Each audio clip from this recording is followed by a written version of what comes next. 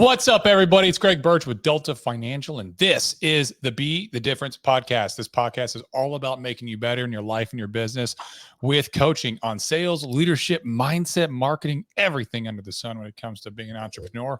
And we bring on guest speakers.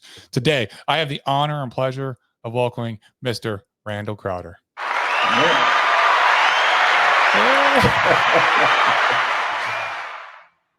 You're all fired up, Greg. I like it. I know, man. You got to start off strong. Come out against the sprinting, you know. Randall, how's it going, man? How are you? Man, it's going well. If I was any better, you'd call me a liar. That's how it should be every day. Every day is a great day to have a great day, right? You know, it is, but I will say probably a lot of it is like self, hypnosis. It's I forget where I heard it or maybe read it somewhere. I mean, everything I say I steal from someone else that's much smarter than me. But still like an artist, bro. Exactly. It was something to the effect of like, you can't be in a bad mood if you're smiling.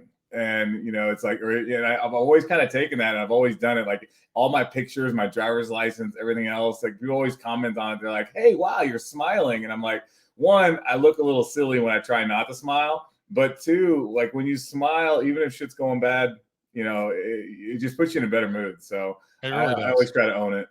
It really does, brother. So for those of you that don't know Mr. Randall Crowder, I'm gonna tell you a little bit about him so that you can understand why he's on this podcast.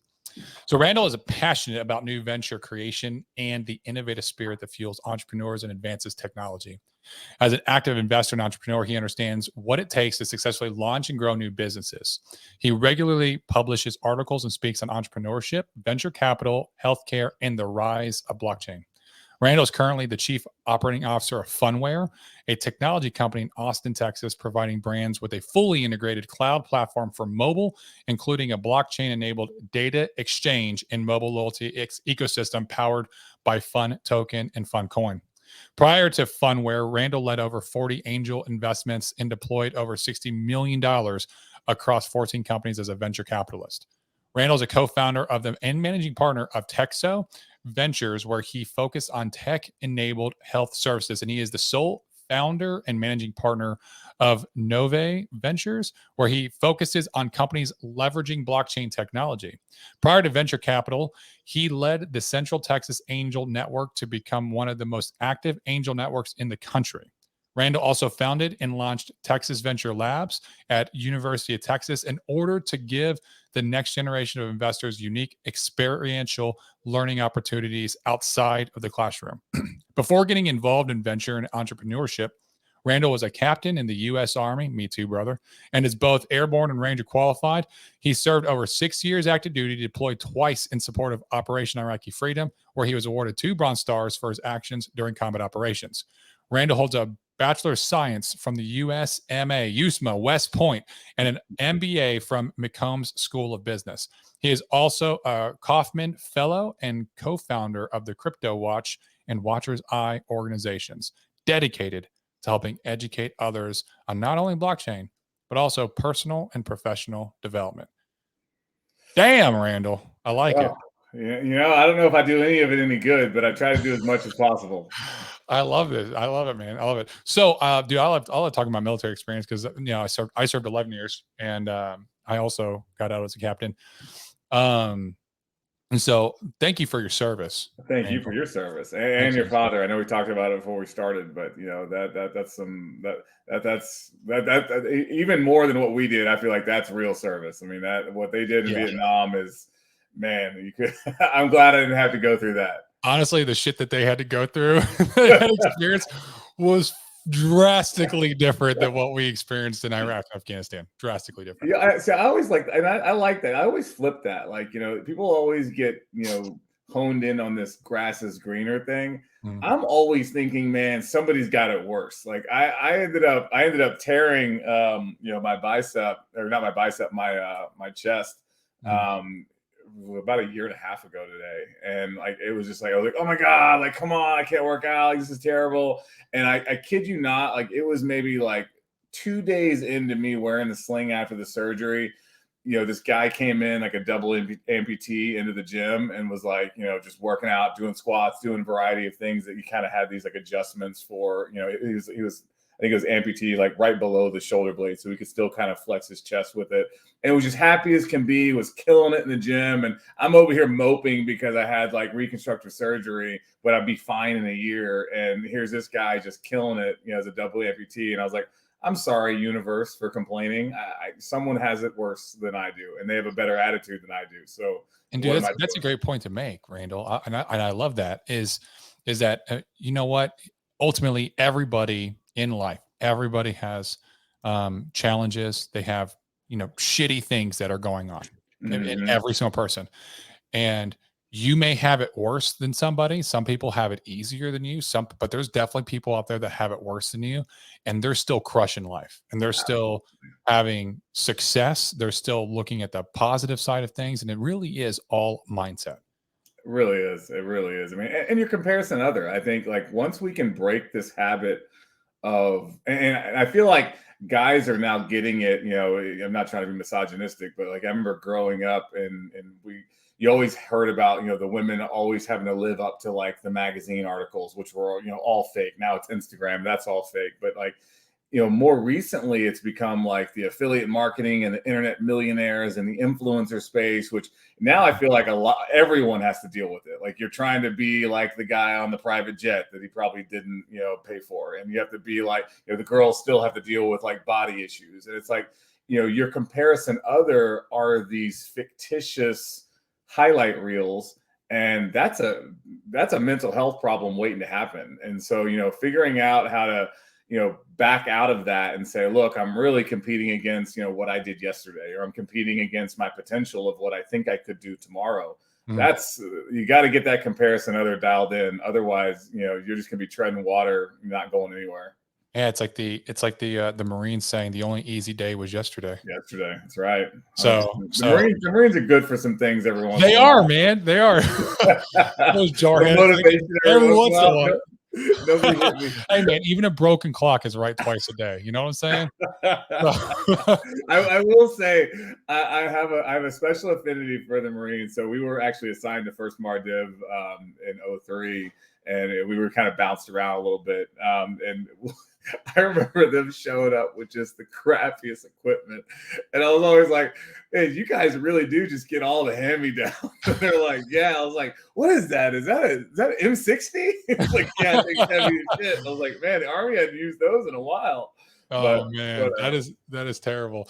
I will say that the experiences that I had with Marines when I was in Iraq was phenomenal. Like, they just got shit done. Oh, 100%. Just be like, hey, man, you're like, what it needs to be done? I'm like, this. They're like, how long do I got? I was like, I don't know. How long does it take? Never complained about anything either. They're just like, yeah, they would come in with just like hand-me-down equipment, but a great attitude. Yeah.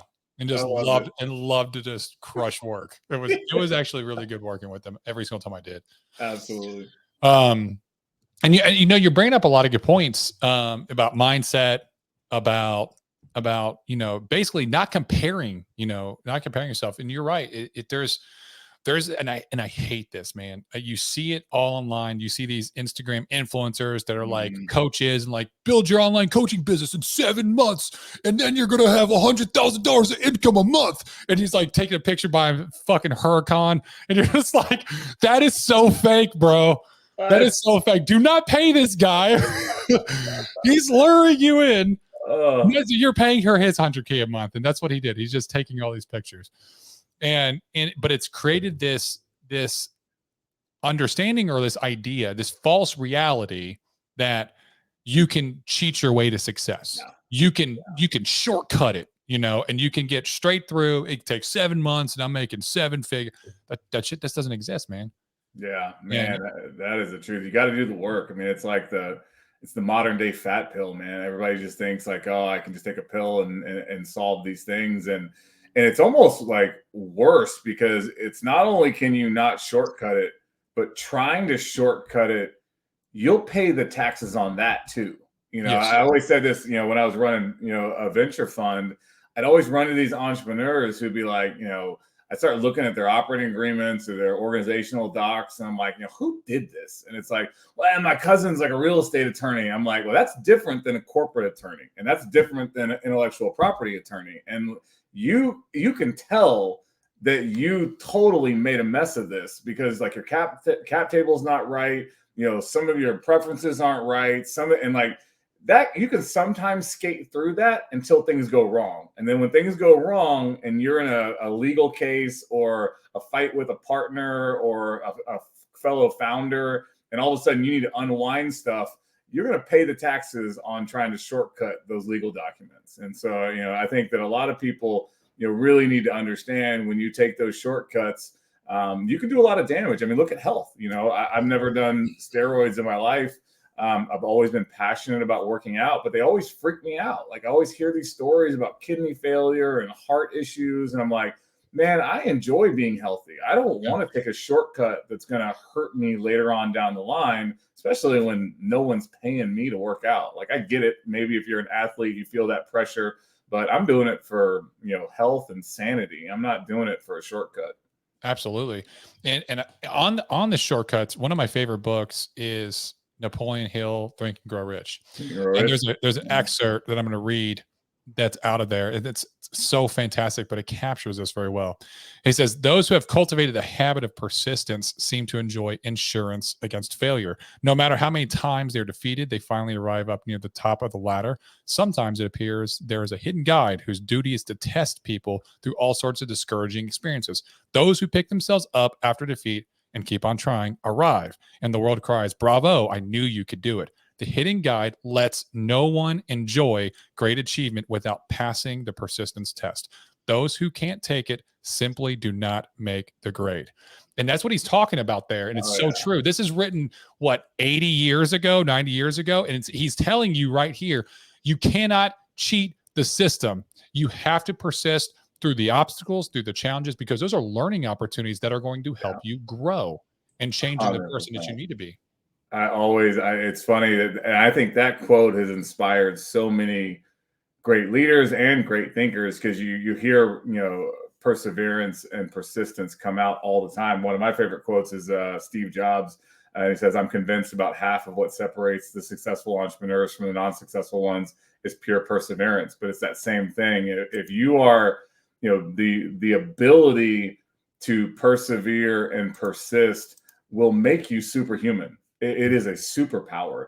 And we live in a world that's, I don't want to call it mediocre because there's so much potential in all of us.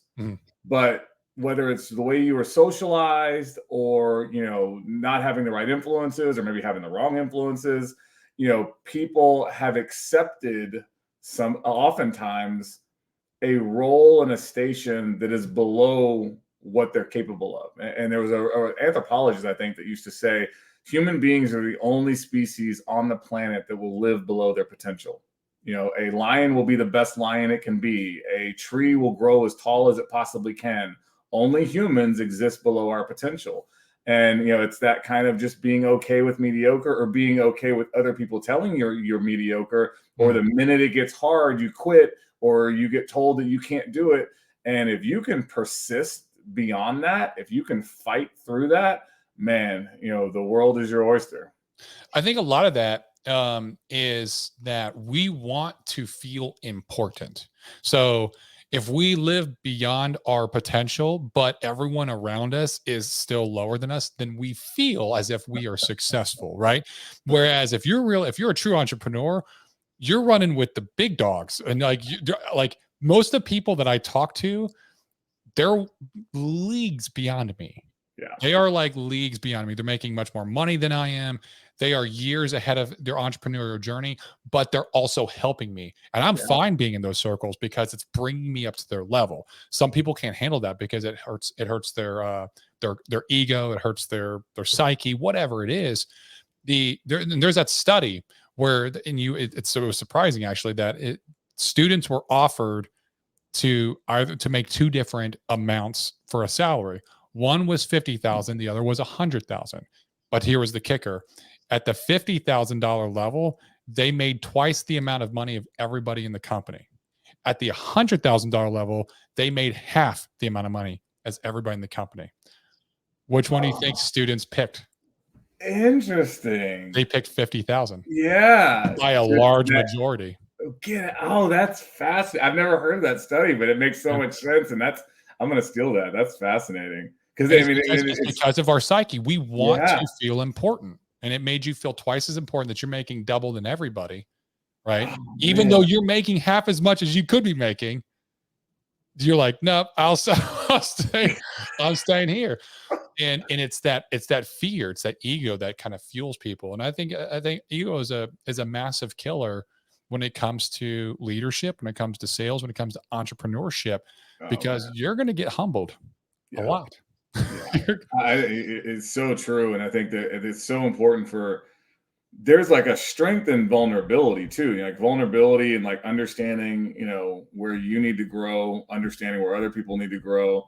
That I think a lot of, ego masks. And, one thing I always tell people is like, I'm a brash personality. I've got a lot of scar tissue. I've messed up a lot. That's given me a lot of confidence in certain areas, but I don't have to be right. That I'm blessed with great parents, and, whatever they did, it worked out that at this point in my life, you will never find me driving around lost. If I can pull over and ask for directions, I will 100% ask for directions. And I don't care if I'm asking for directions from a man, a woman, non-binary, this religion, that religion, this race. I don't care. If you have answers that can help me, give it to me. Exactly. And I have no ego in that. I'll have a position, but I want to get it right. I don't need to be right.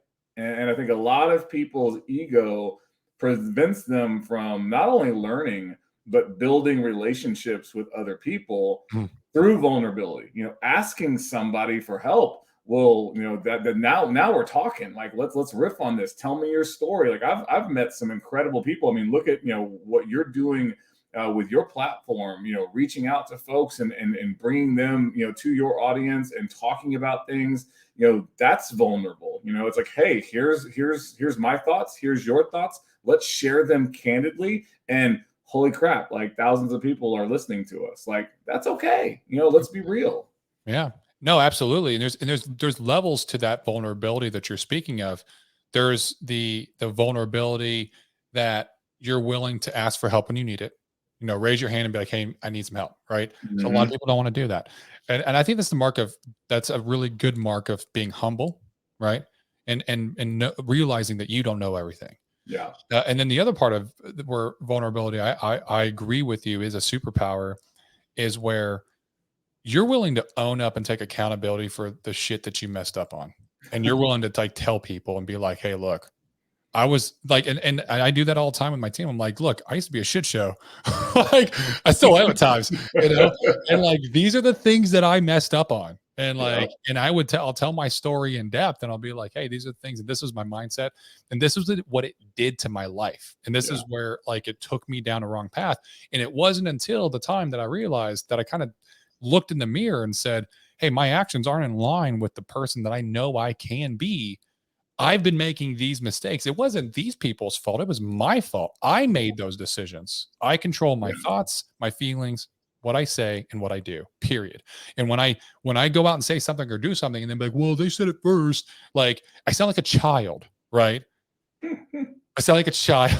And that's what people do, right? And they don't want to take accountability for the things that they say or do. And then their life starts to spiral because they keep doing that over and over and over again. They're not taking accountability. Like, you're losing control of your actions. You're losing control of the things, your actual controllables, and you're trying to control the things you cannot control. Oh, 100%. It's funny. You made me think of something. Like, I've always, as you're trying to figure out your way in the world as a kid, you do a bunch of, we're all shit shows in our own way. And I am thankful. I never know what the category is, so I'm at the very end of Gen X. So I think I'm like, technically they have this like micro generation called Zennials for me. But I think the end of Gen X and, kind of this Zennial, you're born between like 1975 and 1985 kind of, era. You were analog growing up, so you still kind of got to experience that like Lord of the Flies self-actualization. You're gonna get punched in the face for saying the wrong thing, and then you're gonna hug it out and be friends later. But you lived kind of like a heathen. And then you were still young enough, though, to learn digital as it took off. And so you had the best of both worlds to kind of pull from. But man, I will say, as I've gotten older, I'm honest to a fault. I wasn't always that way. I mean, as a kid, you're trying to find your way in the world, and you don't want to always tell people, your mistakes and everything else. But like now, that's also a superpower. And but I don't look at my honesty and being transparent as altruistic. It's like, it's easier. I don't have to think about what I said to somebody because I shaded the truth. I say the same thing all the time. I'm consistent almost at an OCD level. And so it's so much easier to recall information or know what I said. Or, you can see interviews from me for the past 10 years and they're like, that's the same dude. And he's saying the same thing. And I am consistent to a fault. And, when I see people, I get on, I won't say any names because I want to protect the innocent, but they'll lie about dumb things. And I'm like, that is so. I remember having a soldier whose girl was lying about being pregnant. I'm like, this lie has a half-life. At some point, this lie breaks down. It's just like, why lie about things? It's just you're asking for trouble. It's more of a pain in the ass trying to remember what lies you told. Just tell the truth. Be accountable. It's easier. That's a great point to make, and well, a good perspective of being transparent is how easy it is on you. How much easier. See, people don't want to be transparent because they're afraid it's going to be harder or people are going to judge them. Well, one, if someone judges you for being honest, they're probably not a good friend. I'm just saying, and it's okay to have them out of your life, by the way. You will survive and you'll be happier. But how freeing it is and how much easier it is when you're just always the same way and you're very straightforward. Yeah. There's no bullshit, and I'm literally the identical way where I don't know if you know 75 hard or any I did 75 hard for the first time in February 2021, and I actually just completed Live Hard. It changed my life. It literally changed the entire person that I am. I'm a different man. I'm a different human being today because of that program. And one of the things that taught me was I started calling people on their shit because I was calling myself on my shit all the time. And so if someone come to me and complain, I'd be like, hey man, can I be really candid with you? Yeah. You're just bitching and moaning and you're not doing anything about it. What do you want to do about it? Right. And it was kind of a shock. And they're like, no, you're right. And kind of shook them out of apathy enough.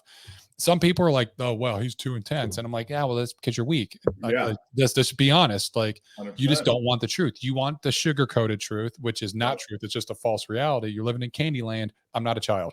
Yeah. So you were spot on. And people don't want to be, when that mirror is a little too close and a little too close to home, it's scary. And so some of that, they'll that's a defense mechanism. No, man, you're being too aggressive. It's like, maybe you're not being aggressive enough. Yeah. And I think that's one thing I love about 75 hard and just being honest with yourself is there's when I say self-actualization, I love those things. I maybe it's growing up analog. I love doing this stuff. Dan Fleischman's a dear friend. He kind of said look, you should talk more and tell your story, especially for what you're doing with your company and everything else. So I'm always open to new things. But I haven't played the social game well. I haven't tried to get, many followers, and I haven't tried to put myself out there too much. And I'm working on that because I want to grow too. But I love the internal journeys, the things that I could get away with because no one's looking, so I work out a lot, but a lot of people don't realize I run a lot too. So I'm a pretty good runner and I've run my whole life. And there's something almost transcendent about running because it's it's very therapeutic. Yeah. It's I could skip it. I wake up, it's raining or it's cold. No one's going to know if I don't go. No one cares, quite frankly, if I don't go. When I do finally go and I run, no one cares how long I run or how fast I run. Everything I'm doing is for me, and I'm the only one watching. Yeah. And so going through that mental, and I'll say even today, I don't roll out of bed. Like I'm not, a little David Goggins going like, I'm going to go crush this run right now. A lot of times I don't want to go. And I'm like complaining to myself. And I'm like, man, I ran yesterday or I ran 2 days ago. And, I probably got some shin splints. I should probably like take a day off and let my body recover. And I'll go through this self-talk. Yep. And then I'll eventually get over it. And then I'll go. And every time I do that, it jacks me up. And I'm like, yeah. And it's like, I knew I could do it. And it's like, those little small wins. I think when people understand the power of those micro wins, stop focusing on that, marathon that you want to do in 6 months, because that's 6 months away. Don't focus on that vacation you want to take at the end of the year. Romanticize the small moments every day where you achieve something, overcome something, or exhibit the best attributes of your best self. Yeah. Do that every day. Get really excited about running and then making breakfast and eating healthy, and get really excited about driving, your partner to work, or saying I love you, or walking the dog. Like, stop focusing on these, I've got to go take the mountain. Tend to those small moments, and I guarantee you those small moments will add up to a big life. You're absolutely right. So to add to that, I love to. I hate running. By the way, I fucking hate it. Same. But I'm a pretty good runner. I hate running, but I love that I do it. I love that I do too. And I started when I started 75 hard the first time. I had not really run since I'd been out of the military in 2017. So 2021, fast forward 4 years, I'm like, I'm gonna start running every day, because it's like I heard podcast, this one guy did it, and I'm like, well, he did it, I could do it. Yeah, I can do it. So I start running. Dude, it was, my shins and my calves were like on fire for weeks until it finally I acclimated. And so since then I've been on and off of running. And I was I just got started phase 3 in beginning of November. It was like November 1st, or it was October 31st. I did all phase 3 throughout all of November, but I was like, I'm going to run every single day. I'm going to run 4 miles a day. And I did. And when I started, I was dying because I hadn't ran since phase 2, because I was just like basically getting lazy. Yeah. And during the phase 3, I was like, you know what? I got to the end and I was finally running to where I had a good pace, where I could keep like an 8-minute mile pace for 4 miles and like still feel good and keep going. And I'm like, you know what? I'm gonna do a marathon. I've never done a marathon. Mm-hmm. I've never wanted to do a marathon, but something inside me is just like, I want to do just to say I've done it. Right. Yeah. Just to say it. But so anyway, the point of the story is I kept running afterwards. So I finished phase 3 and Live Hard about a week and a half ago. And I kept running because I'm like, nope, I'm going to do this marathon. So I keep running every single day. I restarted 75 hard. I'm like on day 4 right now. And man, the day before I started 75 hard, I was running. I literally was like, I was at 4.25 miles, and I was like, I was like, I'm going to run further. I'm gonna go like to 5. Dude, I hit a friggin' sidewalk the wrong way. And it was, I crumpled on my pinky toe, and my foot literally folded in on itself with all my weight. And then I had to limp home for half a mile. And nobody stopped. Nobody stopped to be like, dude, that mass. I'm a big dude. I'm 6'7", bro. So are you really? Damn. Yeah, I'm a big dude. So you can't and it was at a traffic light, and there was a lot of people there. Like, there was a lot of people that saw me eat shit. So, a movie comes to mind, like Big Tree Fall Hard. Nobody was like, oh man, like, let me go see if that guy needs help, as I'm getting up and I'm limping down the road, like to my house. So, and which is crazy, because if it was raining or if it's cold outside, I'm running. I've had so many people stop, be like, hey man, you need a ride. I'm like, no, man, like, no, this is part of my mental training. I'm good. So, and the other piece of this is that during phase 3 is I always said I wanted to write a book, right? Well, recently I've been saying I wanted to write a book. And so I finally forced myself every single day to start writing into the book. Like, right. And it was like at least an hour a day I'm going to write in the book. And now, like today, I wrote 2,000 words in the book. Nice. And so I've gotten to the point where like, I still really like, I'll be like, shit, I got to write. I'm like, I want to push it off, because I'm like, I can do this, I can do that. I'll do it later. And then I'm like, nope, I'm going to make a coffee. I'm going to sit down. I'm going to focus. And then I just start typing, and then everything just starts coming out. And next thing you know, I'm like, I wrote 2,000 words, and I'm like, shit, that's awesome. Like, I feel good. So I should actually be done with my book, my first book, within a week. Like I got like 6 chapters left to write. Congratulations.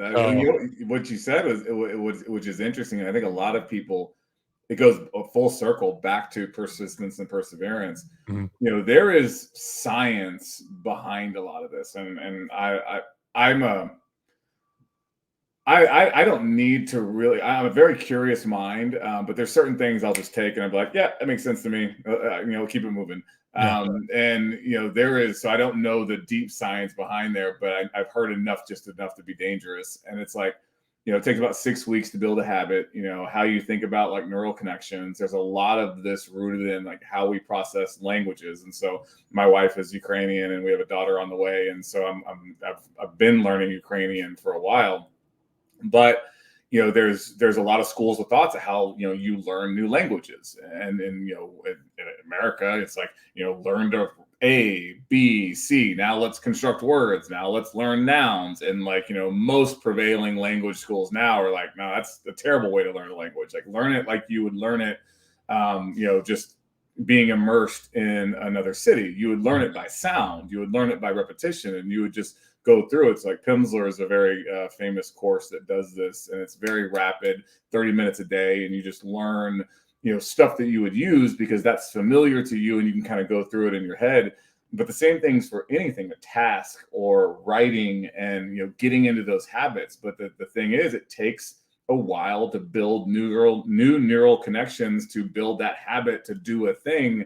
And most people give up in 2 or 3 weeks. Well, it takes 6 weeks. So, but once you get past that, whether it's working out or, a hobby or something that you enjoy or something that makes you better, man, you can't think of living any other way. Like now that's become a part of you. And that's how you really start to kind of wire these best versions of yourself, is through that repetition, through, gutting it out. And you can't just, throw up your hands after 2 weeks and be like, well, it doesn't work for me, I'm not a good writer, or it doesn't work for me, I'm not a good runner. Well, you know what? You're going to get shin splints, especially if you've never run. And after a while, your legs are not going to break. They're just going to get harder, and you're going to get stronger, and then you'll be able to run. And most people don't want to suffer, and they don't want to endure, and then they just complain. And complaining is also scientifically addictive. The same chemicals that happen in your brain when you complain becomes addictive, and that's why you get around people who complain. They complain all the time, and it's like that's another thing. You got to be careful who you surround yourself with, and who you're around will be a reflection not only of you but also your personality. Now, you're absolutely right, and I love talking about habits too, because there's a lot of science out there that you can do research. In fact, Benjamin Franklin wrote his autobiography, and a lot of it he talks about how he developed habits and how he broke bad habits and created good habits in his life. Oh, interesting. I've never read it. It's phenomenal. It's phenomenal. But also the book Atomic Habits by James Clear, great book. And if you haven't read it, you really should, because he gives you really phenomenal strategies and practical applications for how you can literally tether a new habit to a current habit, right? Or how you can force yourself to break a habit by doing certain things. Like, hey, if you're always playing video games in the living room and then you do work in the kitchen, and every single time you're in there and you look over and you're like, man, I just want to play this video game. Well, if you unhook your TV and you put it in the closet every single time you get done playing video games, it'll start to break that habit, because you're like, I don't feel like getting because we're naturally lazy.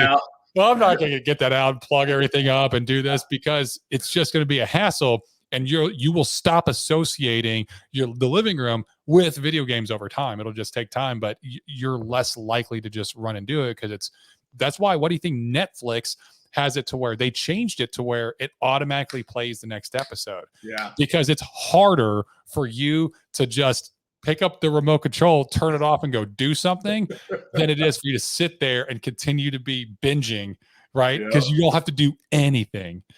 And you start to like look at the world in terms of social media, in terms of Netflix, Hulu, all these TV, everything, and you realize that they are designed to pull you in and make you lazy. Like it's actually pulling on our psyche and psychology of how habits are formed.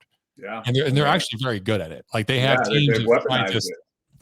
Yeah, that was. I remember. I don't know. You probably know this, but a lot of people don't. Like whenever they were, if you once the social network came out and Facebook came out, a lot of this came out. But like it started with Twitter and like that little, and Facebook used it as well. But that they had engineers had code where you could launch the website and see you had messages, and then they decided let's delay the little alert by 2 or 3 seconds. So you launch it and then you watch for it and it goes ding, you've got messages. And that little wait triggers that dopamine response. And you're like, it's like slot machine. And they were like, let's delay this on purpose, even though we don't have to delay it. Engineering is, pretty easy on this, but like, let's delay it to trigger that habitual dopamine response. And that I want to log in and see who's messaging. Because it's like a win. So so then what happens? You keep logging in and keep checking to see if you got a message. Refresh. I mean, it's great. We were talking about this. So, our company, Funware, is, a lot of what we do is called tech-enabled contextual engagement. So it's like, how do you get the right information to the right person on the right screen at the right time in the right place? And we work with a lot of large brands. So we built the first app for NASCAR. We built the first app for NFL. We did most of Fox's mobile applications. We've done the Olympics. We did the presidential election in 2020. So even the name Funware is a play on words, and it was always mobile applications that exhibit game-like mechanics and behavior. And so it's a lot of what we do is that kind of contextualizing, like when is someone most willing to pay attention? And I always say, like, we're real proud of ourselves and our free will and, all our opinions, but it's like, your free will was curated for you by your parents and technology companies and the media. Like, it's like nobody knows about genocide in Armenia because guess what? That just didn't make it on your news cycle. What people want you to know. And quite frankly, people want you to know what makes them money. And so your world is being curated for you. So if you don't have a really, really curious mind, you're just going to keep regurgitating what people want you to know. And so it's like, you got to always kind of think about, what's the angle here? Like, why is this set up the way it is? And, it's okay if you want to be okay with it. And it's okay if you don't want to be okay with it, but at least know and be aware of what's going on. Be aware of it. Yeah. No, absolutely. That's very reminiscent of, have you read the 4 Agreements? Yeah. That's very reminiscent of the 4 Agreements and talking about all the agreements and all the thoughts that you have. They were in the feelings or thoughts or even assessments of yourself and who you are. Like when you, like earlier, you were saying, you're like, oh, I'm not a good runner. Well, who told you that you weren't a good runner? Yeah. That idea was put in your head by somebody at some time. Right. Have you ever heard of Psyche? Or I'm probably pronouncing it wrong. Again, I don't really dive into it, but I like the conceptualization of it. It's kind of like a new version of hypnosis, and the theory is, as a child, you basically have a CD-ROM running that is recording information, and it's your brain actually is at a certain wavelength when you're a child, and then you're theta or something, and then as you get older, eventually that CD-ROM is full and it stops recording and it just starts playing. And the way they explain it is like, you ever see those just beautiful, successful women with like terrible men, and it could be vice versa too. But like, let's say this man is abusive, tell her she's not good enough, and you're looking at her going, dude, you're like a 3 and she's at least a 9. Like, how is this happening?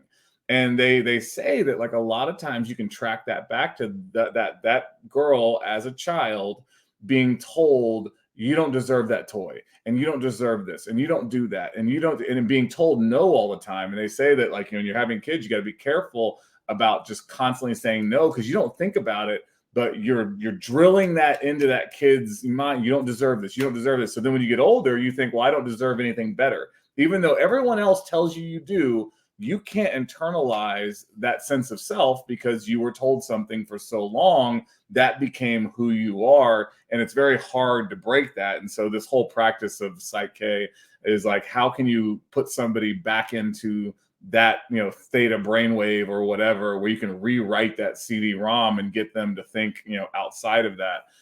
But it was fascinating kind of like, looking at these examples of how certain childhood trauma or certain socialization, it doesn't have to be abuse. It could just be, the way you parent. And, maybe you just always told them to shut up and, stop talking so loud and go in the other room. And then that made them an introvert and shy. You don't know what the impact of, how you are to those around you, what the long-term effects of that can be. But it's a fascinating study.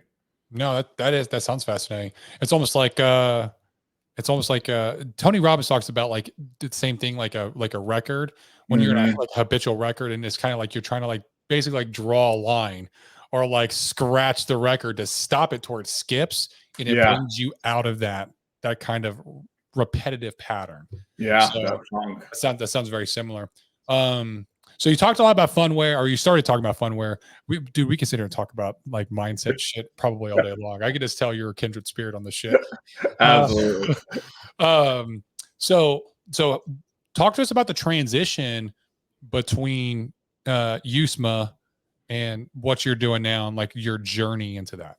Yeah, I think, and you more than most can kind of, relate. It's like, I don't know if anybody's never ever read it, they should. It's a book called Startup Nation, but it's all about like Israel, their entrepreneurial ecosystem, their kind of commitment to innovation, and how service in Israel, where everyone has to serve, has fueled that. And it was like, hey, service is not a negative. It's a huge competitive advantage for us. And it's built our entrepreneurial ecosystem. And because like in America, we think like, oh, you served in the military, like I guess you could be a security consultant or get into supply chain management, or I don't really, government. Yeah, exactly. I don't really know what your skill set, is in the private sector. And like, we don't celebrate it the way Israel does. And, it's an interesting cultural, dichotomy there.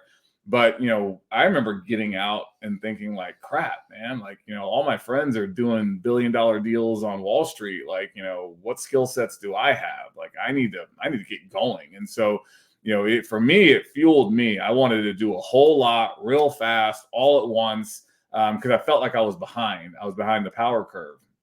And so, but I think I will say, and you probably, I know you kind of attest to this too, the Army will either teach you love that organizational development and bureaucracy and, left and right limits, or it'll teach you that you freaking hate it. And I was the latter. And so when I got out, I was like, I'm never answering to anyone again ever. I was the same way, bro. I was the same way. It was entrepreneurship or die. I was literally like, I'm never asking another grown man for permission to go on leave. That's the dumbest shit I've ever heard of in my life. I'm not filling out another leave form. Not having. Same. And then, so that was my transition. It was like, never again. And so it was 08 into 09, or 08. I was starting grad school. I was stop loss when I was supposed to start in 08. So I was starting towards the end.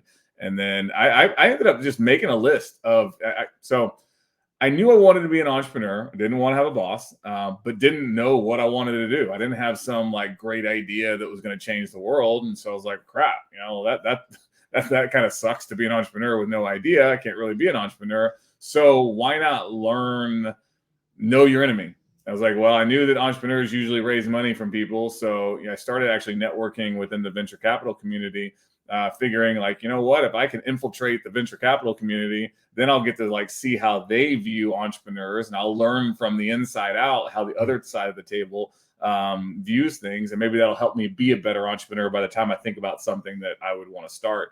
And so I just started doing a lot. I actually made a list of 100 people in town in Austin that I wanted to meet.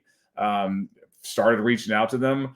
I think that one of the best competitive advantages people can have is personality. salesmanship, being okay with being told no. I would tell you, if anybody's got kids, go get them on a paper route, or I know they don't do that anymore, but have them sell candy, have them do something like, talk to people, objection handle. And so I took my own medicine. I was like, all right, I'm going to start, reaching out to people. And, 50% of people didn't even respond, 20% blew me off.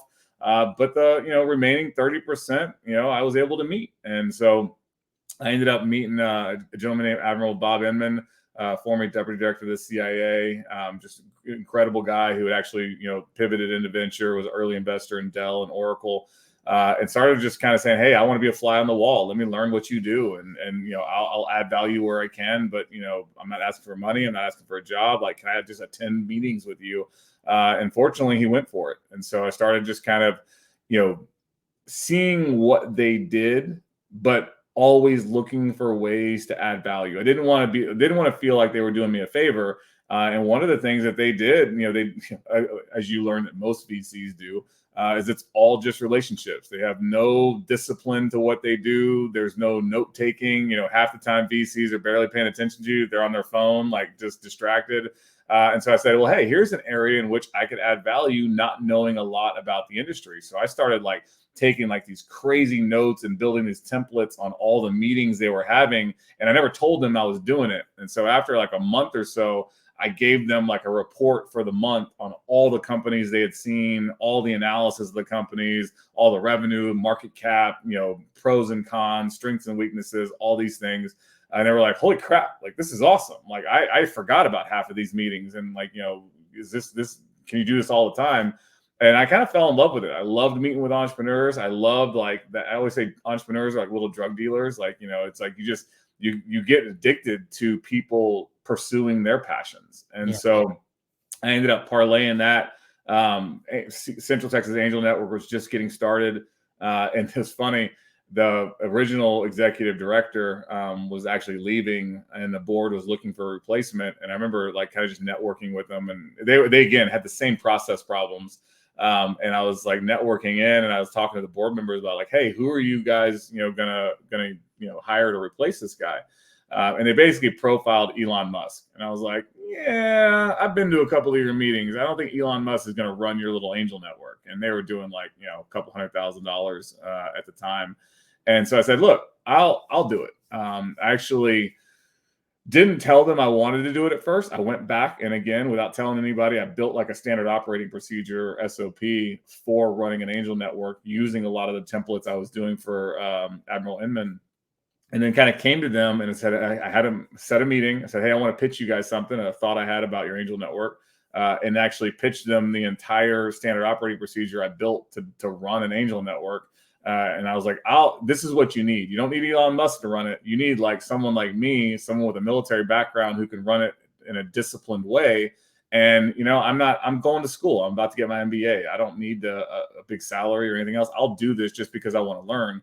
And fortunately, they went for it. And so I took that over. And in about 3 years, we were the most active angel network in the country. And it was all about better expectations, better processes, better organizational development, all the stuff we take for granted in the military. It had direct correlation to these private organizations that were running in a very undisciplined way. And it was just a reframe. And so that kind of just led me to a bunch of stuff in venture capital. I started my own fund, did the Kaufman Fellowship. And then ironically with Funware, that was one of the first angel deals I did in 2009. I helped with the first $1.5 million to start it. And then fast forward 10 years, ended up doing about $3 million into the last private round before we went public. And I was just going to invest again. But then the old COO needed to step away for some personal reasons. And they said, hey, you tired of doing this VC thing and want to kind of, jump back in, one team, one fight. And it was a big enough problem and a big enough opportunity. It was nice to kind of, I would say as a VC, you're always kind of a backseat driver, maybe riding shotgun, but you shouldn't be driving if you're doing the right investments. I missed being in the thick of it. And so it's nice to kind of be at Funware where we have, common mission, great camaraderie, and kind of, heading in the right direction. So I love VC. I'll probably get back to it at some point. But for right now, it's nice to kind of circle over to the entrepreneurship side. I love that, man. That's fantastic story. That's a fantastic. So you name dropped Dan Fleischman earlier. Did you meet him through VC? Yeah, no. So I've known. I actually met Dan when we started the Crypto Watch. It was probably 2017 when crypto was getting hot again. We were out in LA, and me, Dan, Chase, and Zach started the Crypto Watch. We were just doing a bunch of stuff in crypto, and we kind of all just got to know each other through that. And then we realized that all of us kind of had a passion for teaching others, and so we just started sharing what we were doing in the space and kind of like, what we were seeing, and then realized that there was a real desire from a lot of people to kind of, share experientially that learning. And so we started, holding classes and bringing people together and doing events like every month. And so we just became close through that. That's fantastic. Dan, I know you're watching this because I got your buddy Randall on here. So I want you in the podcast, bro. Man, you see the ranch he just bought and built. Like the ranch he's got is just killer. Yeah, dude. Dan Fleischman is a boss. I saw him on stage at MDM, the $1 Million Mastermind. Here in Dallas. So, and he's a great guy. I mean, he's an incredible guy, and I think that's one of the things that people need to realize is like, I think it was like Denzel Washington that used to talk about that. Like one of the most selfish things you can do is give to others because of the way it makes you feel. And Dan has always been such a giver of his time and his resources, and really has just made a life of helping other people. And he's just such a humble, nice human being. I love that, he doesn't take, his success too seriously, doesn't rub it in anybody's face, always looks to cheer and support other people and be helpful. And then, me and him, just most of our DMs and text messages are just trading, memes about dogs. So, anybody who loves dogs as much as that is going to be a good friend of mine. He's going to be a dope dude. Yeah. I like it, man. So, we're coming, dude. I could literally talk. We could talk for 2 hours and like the time would just fly. And I want to respect your time. I wanted to talk more about West Point because I want to hear some dope West Point stories, but I'll bring you on again for another episode. We got to do a part 2. Because like for those of you that have never been to West Point, it's like going to Hogwarts. Okay, it's like going to Hogwarts because there's literal castles around, and the dining facility unbelievably serves all the students like in such an effective, efficient manner. Like everyone enters in, they serve everybody right there at the tables. It's ridiculous. It's one of the coolest experiences I've ever been to when I went to West Point. I have some pretty good West Point stories too. I bet. Hopefully the statute of limitations has gone over. So we'll talk about that next time. Yeah, definitely, brother. But the last question I always ask my guest speakers is, if you could speak, break bread with, learn from, speak to anybody in history, living or dead, who would those 3 people be? Oh, 3, man. You always have the easy ones. Like, you want to, I want to speak to Jesus because I absolutely believe he was just a man. And I think that's what makes him more special. I grew up in a Catholic private school, by the way. So I'm spiritual. I can talk. I'd love to talk to you about that. Yeah. So I'm spiritual, but I'm not. Religion is man-made, and so I would love to talk to Jesus, who was just a man until an organization decided that he should be a superhero hundreds of years later. I would love to talk to Hitler. I think that he's a sociopath, but I don't think he woke up every day thinking he was a sociopath. And I want to get into that brain, like, because like honestly, we're facing it with Putin. Like, what's going on? Like, what's the end goal here? Like, what are you doing? Like, this is when I don't understand something, I just want to dig into it more. I mean, aside from that, also that he did terrible things, but he did great things. Yeah, I mean, he was a phenomenal leader. That's the thing. I mean, it's the burden of leadership. Like, when you wield influence over people, what you can get people to do is pretty shocking because people tend to want to be led. Like, if you talk to any veterans, they'll tell you they actually got along with the Germans more than the Brits and the French. Like, the Germans were just like us, but they were led into this just ungodly war to do ungodly things. And it's like, how did you do that? And then you'll have people go, well, yeah, what about My Lai? What about Abu Ghraib? What about, slavery? What about, I mean, it's like, we all do it, and it's like, you got to be careful because these leaders can wield people, to their will. And look at the Crusades all the way back to religion. Everybody always talks about Islam now, but I'm like, you don't remember the Crusades? Dude, Christians were savages. Oh yeah. And so, we all are guilty of something. So I always want to dive into that. So Jesus, Hitler, and then my dad. My dad's been he's passed now. And it's more recent, but he had, and the more I think about it, like the lessons learned, I feel like I didn't get all of them. And he was so spot on so many things that I wish I had more time. That's a phenomenal list. Thank you. I love that, man. You're the second person that said Hitler. Really? Yeah. I mean, I might punch him in the face. I think he's a good one. I might choke him out. Like he might not make it through the dinner. Like I might hurt him, but I really just want to talk to him. I mean, just realize that he was able pre-social media, right? Pre-TV, or like mass media TV. Yeah. He convinced an entire nation towards a movement. Like he is the influencer of all influencers. So wild. It's like, how did he do that? That's insanity. Well, we got to do part 2. Yeah, definitely. We definitely got to do part 2. Thank you so much, Randall. Dude, this was awesome. It was just a blessing having you on. And dude, I can tell we're like kindred spirits. Even some of the things you said, I was like, that's exactly how I would have said that.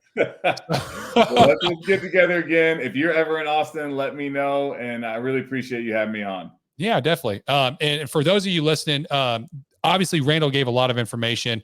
The best thing that you can do is share this content. You can kind of also share funware. You can look into it, put this on your stories, put this on your socials, tell people about it. Randall dropped a lot of great information and great tactics and strategies in order to help you as individuals, whether you're an intrapreneur or an entrepreneur.